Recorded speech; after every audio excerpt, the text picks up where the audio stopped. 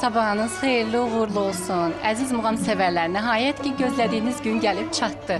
Bugün 9-cu muğam müsabiqəsi başladı. Konsertlər paytaxtın ən gözəl məkanlarından biri olan Beynəlxalq Muğam Mərkəzində baş tutacaqdır. Bu haqda bizə əməkdar, incəsənət xadimi olan Çingiz Abbasov məlumat verəcək. Buyurun Çingiz müəllim. Xoş gördük, xoş gəlmisiniz. Biz gördüyünüz kimi ikinci həftədir. Səhər tezdən da axşama qədər məşq edirik. 30 nəfərdilər.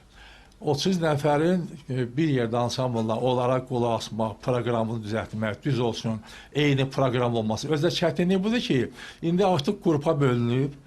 Bilirsən ki, 10 nəfər ikinci günü, 10 nəfər dördüncü günü. Uşaqlar da 12 yerə bölünüb, amma onlar demək 5 yerə bölünüb, amma onlar bu həftə tutalmış ki 5-i oxuyur, o birisi həftə 5-i oxuyur. Onlar 2 həftə ərzində biri çıxır, həftənin 4-cü, amma böyüklərdə həftə içində 4-cü çıxır, 4-cü günü bir nəfər çıxmalıdır.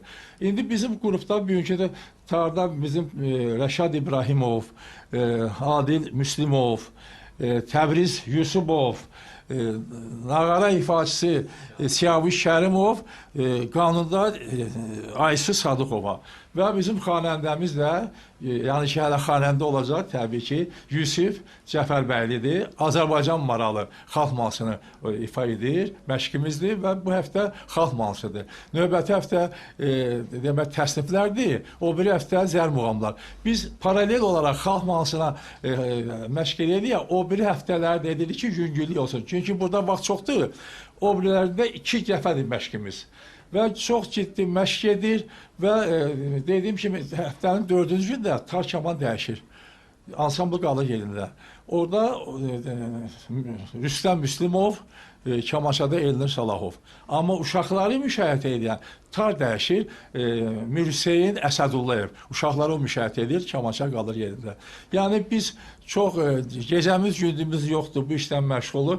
Biz tam hazırıq, efirə çıxa bilərik. Və mən bu qədər deyərdim. Bugün paytaxt səmalarına muğam sədaları ucalacaq. Biz də öz növbəmizdə iştirakçılara uğurlar arzulayırıq. Bu qədər.